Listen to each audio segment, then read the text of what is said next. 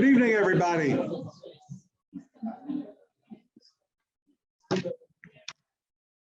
Thank you all for coming. This is really a nice turnout. As you may know, this is our first event for the Conservancy Friends of Aquarina. And You didn't have it turned on. I got to be real close to it. Yeah, I will pick it up. How's that?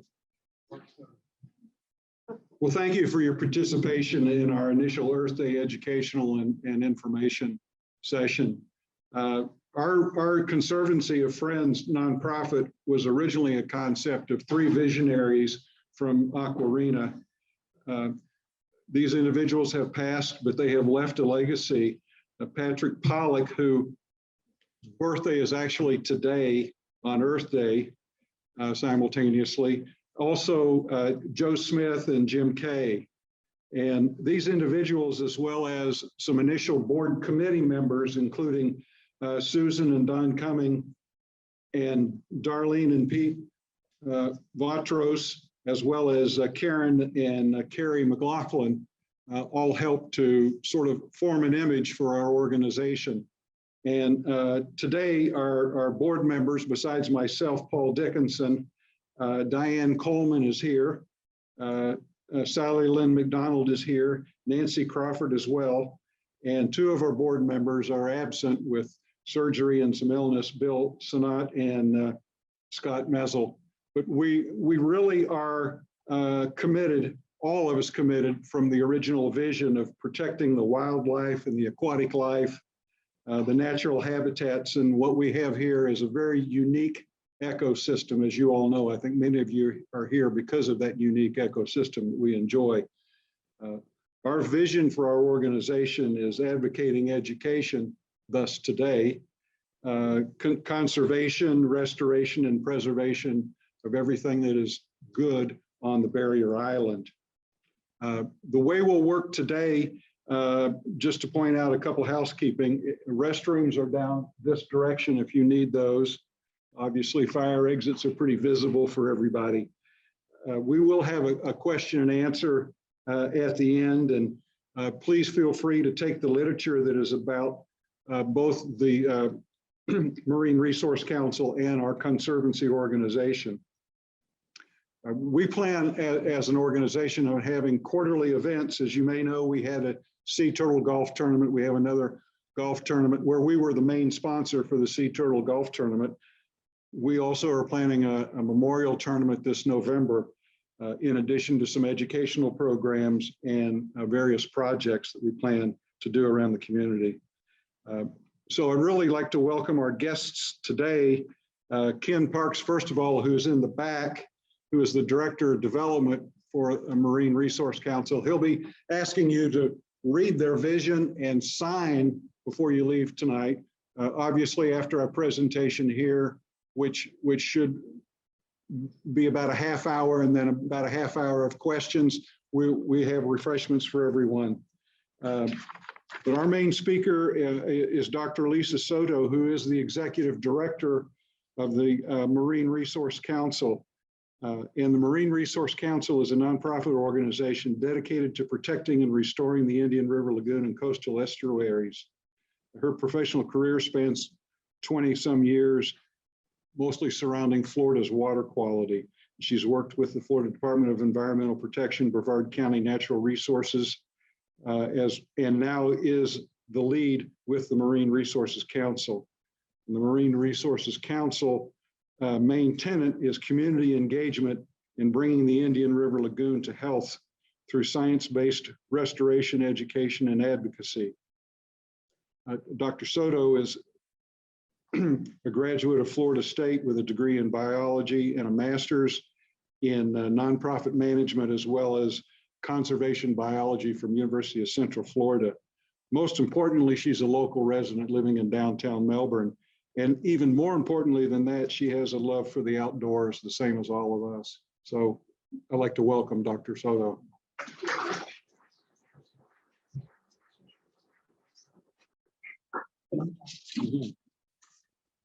I guess I'm gonna grab the mic and start singing. No, I'm kidding. but I could. Do I need to let people in to the Zoom? It's like just one admit. person. Yes. Not admit him? Should I let him in? You can come in, Scott. We're gonna let you. Go. My name is Leesa Souto. I'm the Executive Director of the Marine Resources Council. Welcome. Thank you for being here and happy Earth Day, everybody. I'm so excited.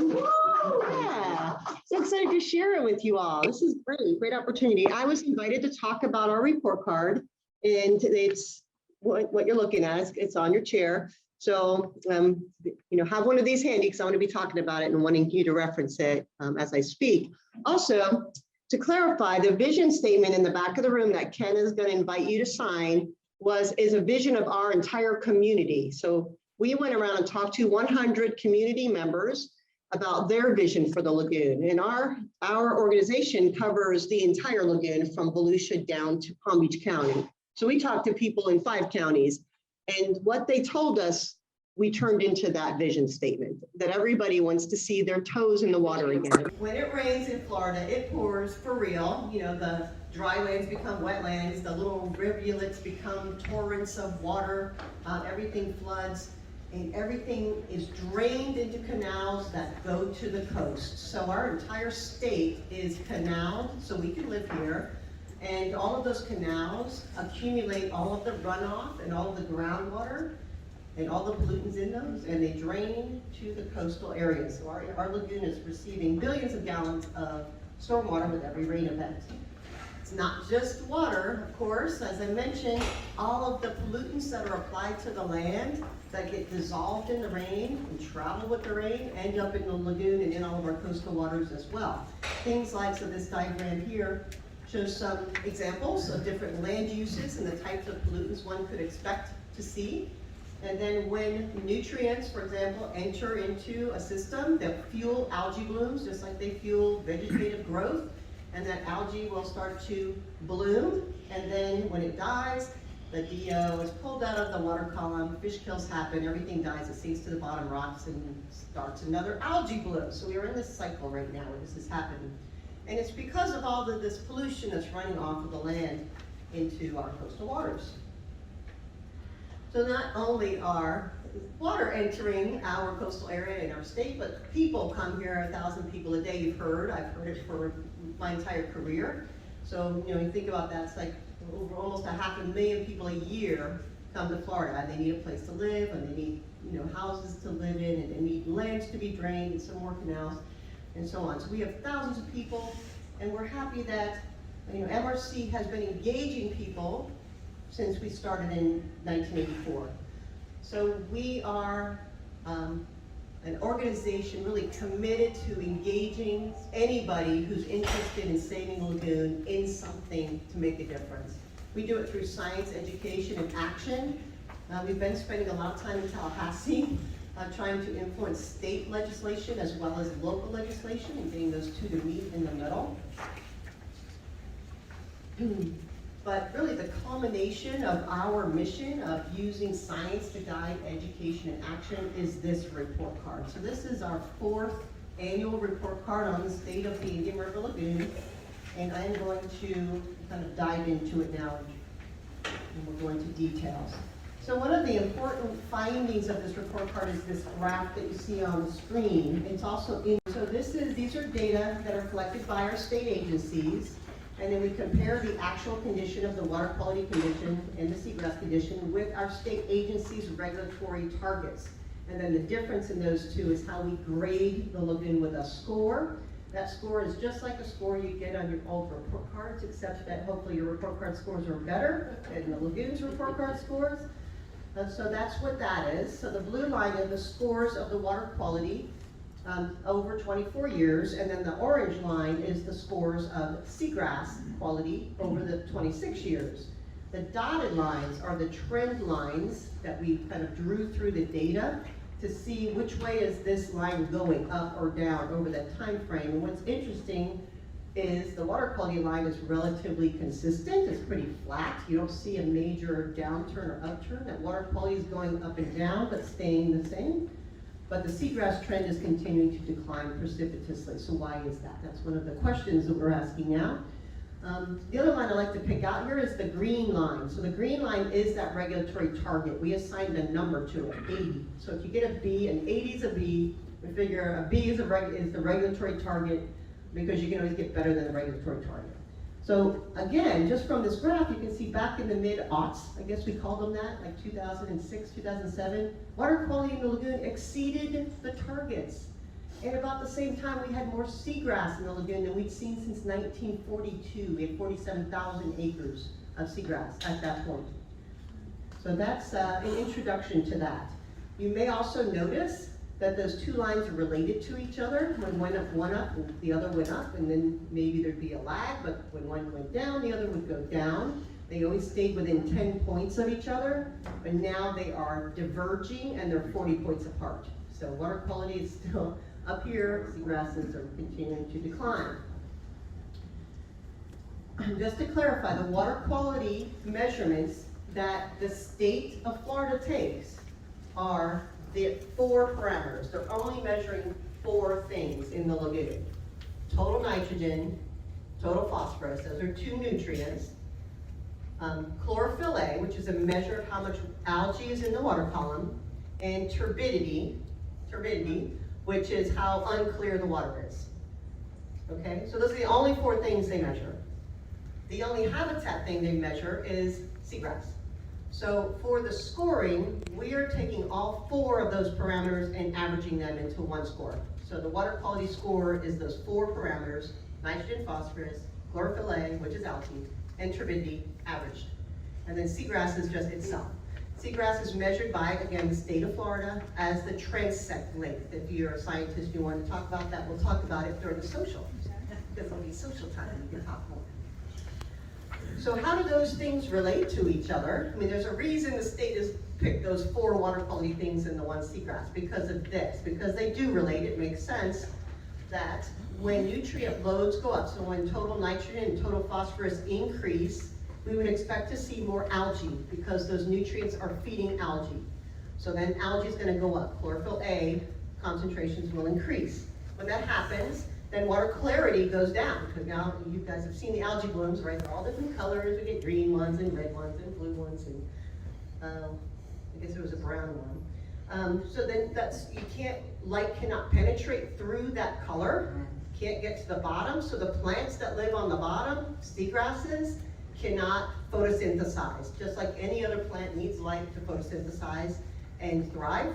Without light, they die. So the seagrasses disappear. So that's how those 4 water quality parameters relate to seagrass. Let's go back and look at this again.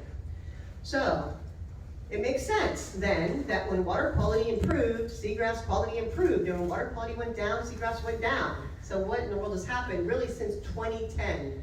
So the red line that you see here, and you're going to see it on a few more graphs, is the first what we called super bloom. We had no idea what we were dealing with yet. But it was the first major bloom event. It was a cyanobacteria blue-green algae bloom back in 2009 through 2011, the longest bloom that we had at that point. And it was such a long time that the sunlight did not reach the bottom that we got our first major decline in seagrass. So 2010 is a line in the sand. Something happened in 2010. It's been explained by a whole bunch of different things we can talk about at the social. But basically there was a freeze, there was a flood, and there was a drought, all like the 3 years prior. And they think somehow that combination of really climatic effects is what triggered the first bloom.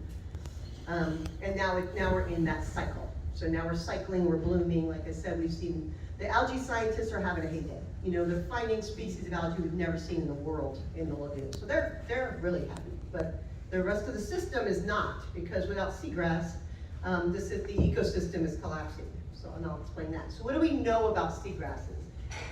Well, there were 7 species. It was one of the most rich seagrass species place in the world, which is, the lagoon was one of the most biodiverse estuaries on Earth once. So it had a lot of different species of seagrass. And some of them spread by seeds, just like other plants. Some of them spread by rhizomes, which is like that root that, sprouts up somewhere else, kind of a cloning effect. They used to cover the lagoon years ago, there would have been 7 varieties, like meadows. You can imagine meadows of seagrass underwater on the bottom, covering the lagoon. They would have provided structure, meaning that the roots of those seagrasses would hold the sand in place, so it wouldn't erode, so to speak, or roll, as we call it, underwater. They provide food, of course, for all the vegetarians. They're kind of the basis of the food chain, so the vegetarian fish, the vegetarian mammals we know about, rely on it for food, and it provides habitat for important creatures like blue crabs and shrimp, and things that hide in it. The baby fish have to go in there and hide from their parents or they'll get eaten. So it's important habitat. It's been estimated that as far as ecosystem services, that the seagrasses in the lagoon once contributed $1 billion a year in those types of services: shell fisheries, clean water, stabilization, ecosystem services that we benefit from. That's now lost because we've lost 96% of the seagrasses in the system. So this is what it should look like. It should be clear water with schools of fish swimming through these lush meadows of 7 different varieties of seagrass. And that's what we've lost. And with that, we're losing so much more. So for example, I'm going to show the next couple of slides is the Banana River Lagoon specifically, which is a little further north. It's around Cocoa Beach area. It's that part of the lagoon that's between the Barrier Island and Merritt Island at Dragon's Point, going up towards, past the port, right? The Banana River.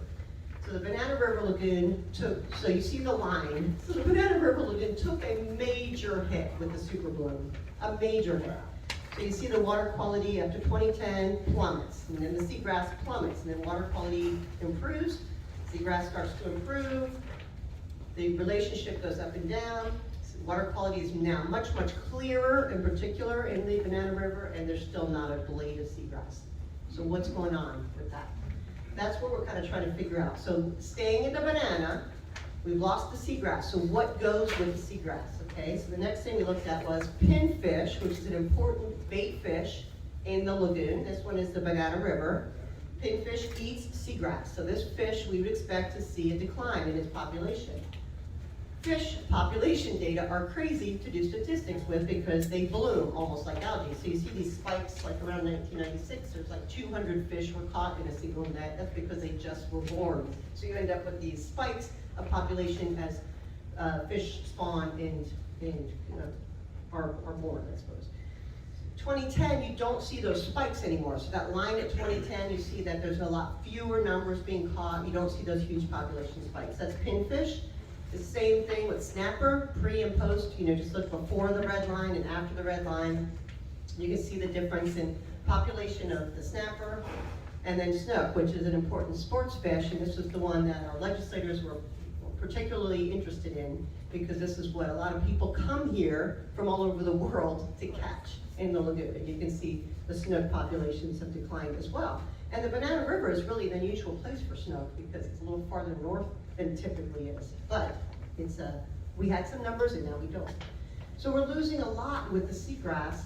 Of course, this is the most visible thing we're hearing about on the news is the sad state of our lagoon manatees. The map that you're looking at is last year's carcasses. 1,100 manatees were lost, and 520 of those were in our backyard, or right here in the Indian River Lagoon. So, so this year, out of the 375, over 300 at this point are in the lagoon. So it is, we're losing a lot with our system's decline of seagrass. Seagrass is really, really the issue. Us not having seagrass is the problem. So how do we get our seagrass back? So I'm here to share some good news, is that it's time for us to take this into our own hands and get it done, because it looks like the state and local governments aren't going to do it. So we're going to go in search of what's killing the seagrass. Our community is. We want you to participate in this. It's called 1,000 Points of Life. We're going to collect data using our citizen scientists at MRC and send it off to laboratories to look for pesticides and herbicides, because nobody's looking for those, and we have a pretty good inclination that they would have an impact on seagrass health. So we're going to take 10 samples from each of 10 tributaries and run them for at least three different parameters. the phenoxy acid herbicides. If you want to talk chemistry, we could talk about that. These are the ones that are most prevalently used by our state. The state agencies use aquatic weed control herbicides to control aquatic weeds in canals. They used to use harvesting devices, but about 10 years ago, 1,000 state regulatory agency personnel were laid off, and so they started spraying herbicide instead. So where there used to be a guy on a harvesting machine harvesting weeds, removing those nutrients from the system, they started just broadcast spraying herbicides all over our canals. So there's a good reason to think that we might find herbicides coming down our tributaries, the 10 major rivers, which are canal fed, that are draining the interior. So that's 1,000 points of light, and it's about herbicide testing. Of course, we welcome you to visit us at the Lagoon House. This is our main headquarters in Melbourne. We also have a headquarters in Sebastian with about 7-acre mangrove farm. But our main headquarters is here in Palm Bay, this beautiful building. It's called the Ted Moorhead Lagoon House. Ted Moorhead was one of our founders. He's still with us today. He's 90 years old. He just turned 90. So Ted Moorhead Lagoon House, it is built to be a sustainable example of how you can build a building sustainably.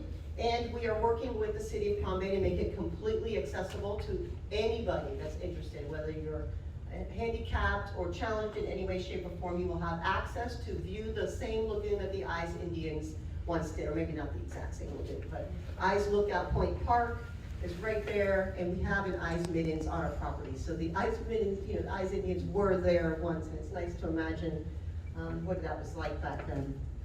So at the Ted Moorhead Lagoon House, we have rain barrels, we have rain gardens, we have pervious pavers, we have examples of low impact development that we'll be showcasing to the community.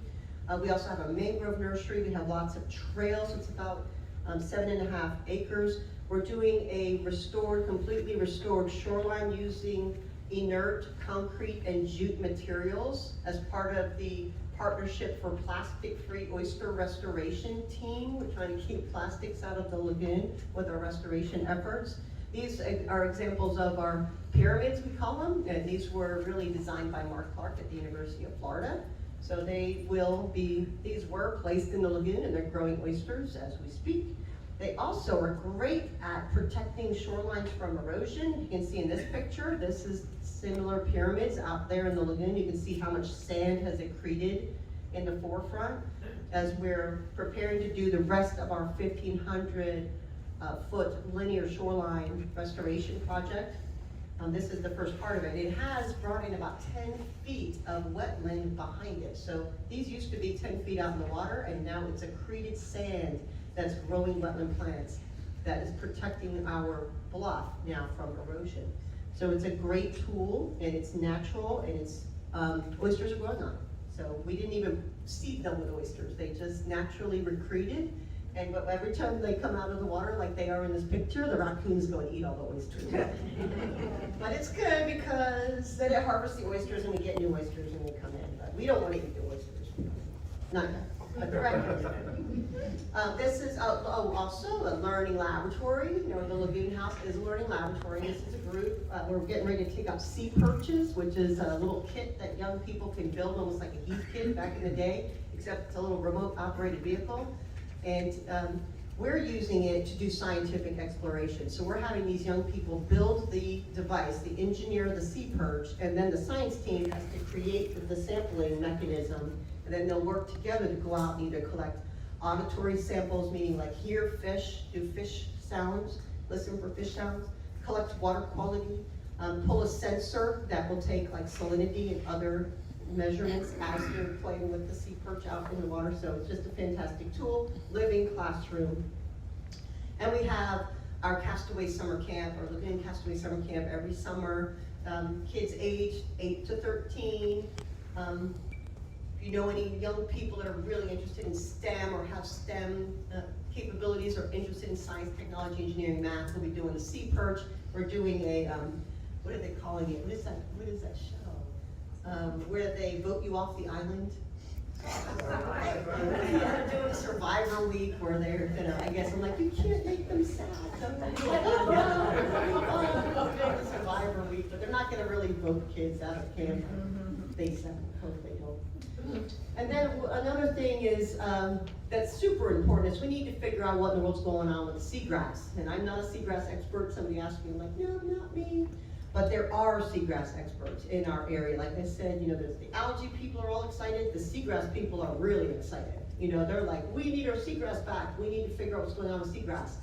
So we're going to do our 20th assembly. It is a process I can describe during the social.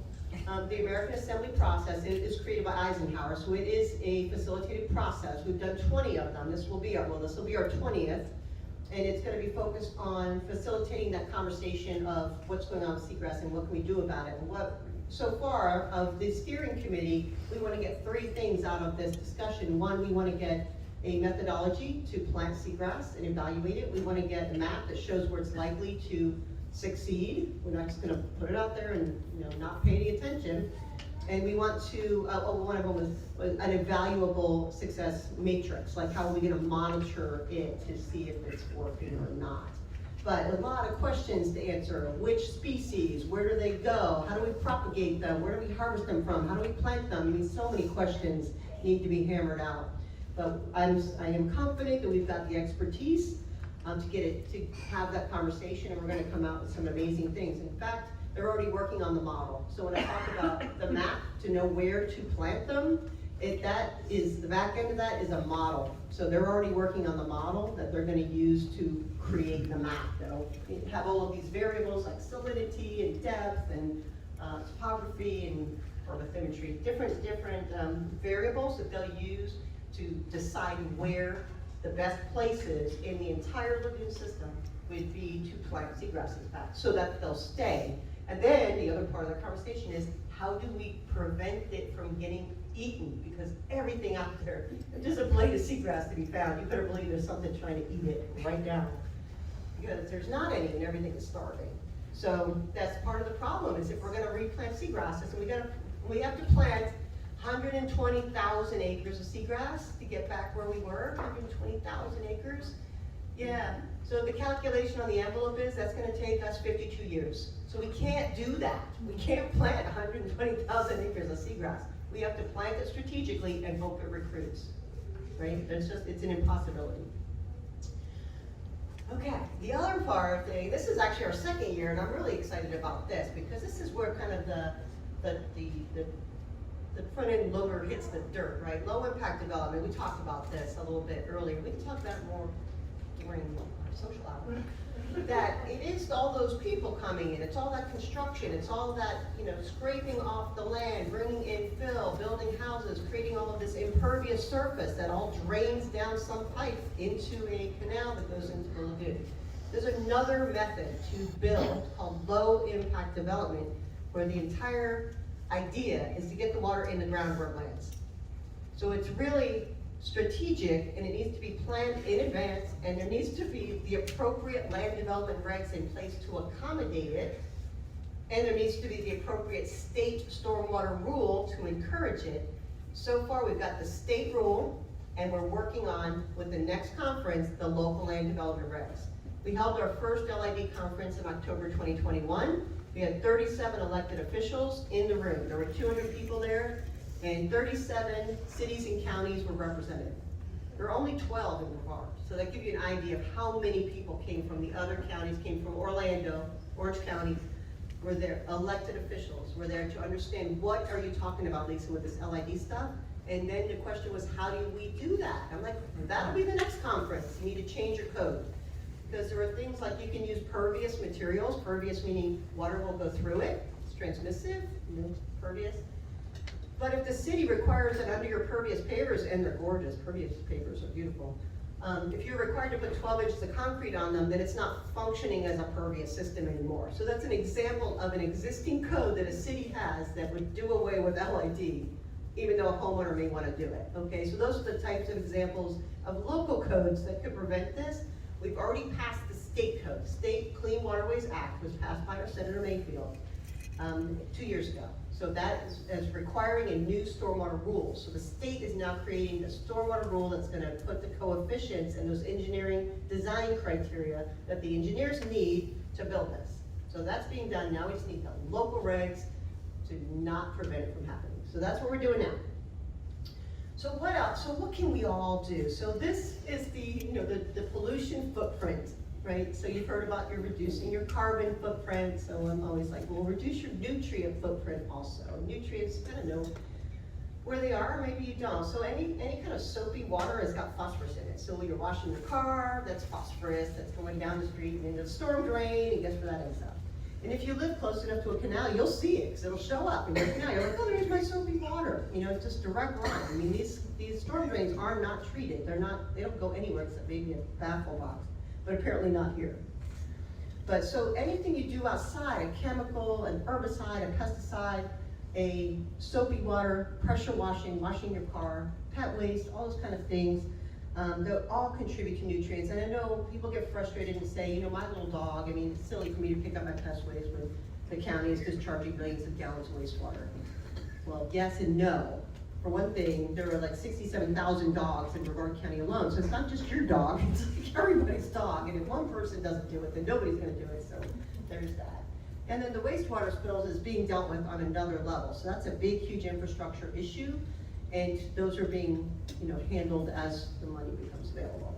But they're few and far between. And I'll also say, as far as wastewater is concerned, up until 1996, all the wastewater treatment plants in the lagoon were dumping direct discharge raw sewage into the lagoon by the billions of gallons, by the billions. It wasn't until this community, again, led by MRC, passed the Indian River Lagoon Act, the Indian River Lagoon Act passed in 1991 at the state level and gave wastewater treatment plants 5 years to disconnect. They had 5 years to disconnect. So that's where they are. They did manage to get a loophole in that law that said during wet weather events, we can discharge, and that still happens. So that's what we still see happening. I keep going to my, I don't have lobbyists, we can afford lobbyists, but I have advisors who have spent a lot of time in Tallahassee. And I keep reminding them, when are we closing the loophole? When are we gonna work on that wastewater? So it's coming, because the Clean Waterways Act also provides the mechanisms to upgrade those wastewater treatment plants. So it's all like this game of coming at it from these different angles. You can't do it at the local level without the state support. You can't, get state laws done if the local regs are against it. So how can you reduce your nutrient footprint? Here's a couple of ideas. Disconnect your lawn from chemicals. Don't wash your car in the driveway. Pick up your animal waste, and then of course, do what you're doing. Get involved with local environmental plans, plans, monitor, educate, advocate, participate, and learn something new. The county does have a Lagoon Loyal program. If you want to get free massage for picking up your pet waste, you can go out here and register. I'm serious. Start a landscape revolution. This was my favorite one. Try to create a buffer between your yard or the area of your yard that you might be applying chemicals to and any kind of a waterway. Design your yard like it's LID to manage stormwater. If you want to really start a revolution, you kind of know. I mean, the little picture there of the house from the top is just showing a pattern of drainage. You probably know where your stuff pools in your yard, where the water accumulates. That's where you would put like a rain garden, and you would accommodate if that water is percolating into the ground. You've got sand here, the water was going to the ground. You just got to get it to go there. The example there in the picture are two neighbors in an HOA. We were working with them, it's actually in Sarasota, and we built a drainage between their two houses that's actually like a pretty path with flowers. You would know that's an LID feature, that both of their roofs are draining into that and it's percolating into the ground. And that was done in an HOA community. A lot of people think, oh, I'm in an HOA, I couldn't possibly do that. But we were able to work very effectively in that HOA. It's called Rivendell, and it was just in the news that they are doing a bio-blitz and have identified more species in their community than any other community in Sarasota. And I'm sure it's because we went in and changed all their yards to be native plants and native yards. So now native bees, native flower, butterflies, all of those native plants that promote biodiversity. This is such an easy one. And it's really better to not have all that water on your driveway anyway. It's just, you know, put an extension on your gutter and drain your water off into your plant beds. Now you're watering your plants, the water's going down, it's not going down the driveway. We call that disconnecting the gray infrastructure. So you wanna go gray to green. So gray is all that piping and streets and all that stuff. It's all gray infrastructure. It's just draining billions of gallons of rushing rainwater with pollution into the lagoon. So disconnect it. Don't contribute to that. Put your water in the ground. Want to send a big, huge thanks to you all. So thanks to our friends of the Indian River Lagoon. Every year, these are the folks who donate at least $1,000 to the report card. So, to this. Encourage you to be a friend of the Indian River Lagoon. And don't forget to sign our Imagine piece in the back there. And I think I did explain that that was our community vision of the people that we interviewed.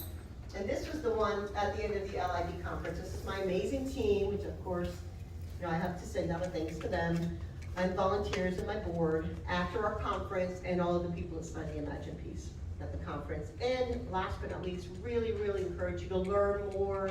If you hear rhetoric and you know, instead of just believing what you hear, go and check the website, you know, go out there and do some research. There's a lot of questions right now about the Brevard County tax, the Save Our Indian River Lagoon tax. Go to brevardfl.gov, Save Our Lagoon, and they have the meters, they have the projects listed, you can see, I don't know that there's a map out there, we still want to find the map. But they have like how many they want to fund and how many are funded, how many projects are going, and how much nitrogen and phosphorus is being reduced. That's at the Brevard County website. We did work with Citizens Climate Lobby to come up with the only website that specifically addresses climate change in the Indian River Lagoon. It's irlclimate.org. And our website, of course, savetheirl.org. And if you're interested, Rivers Coalition is the great group that we partner with down the south of the lagoon about the Lake Okeechobee discharges. They don't get here, so that's not an issue for us, but if you're curious about that, they're the group, and it's all about on their website. If you see a manatee, especially if you see a little manatee by itself, those are the ones that are savable. Call that 1-888-404-FWCC number and report it, and it might be savable. The little, you know, the babies are out there without, you know, the mothers are dying, the babies are swimming around looking for friends. So if you see one, report it, and maybe they can send it to SeaWorld. That's all I got. So I'm open for questions. I hope I didn't take up too much time. There's lots of time for questions. Thank you.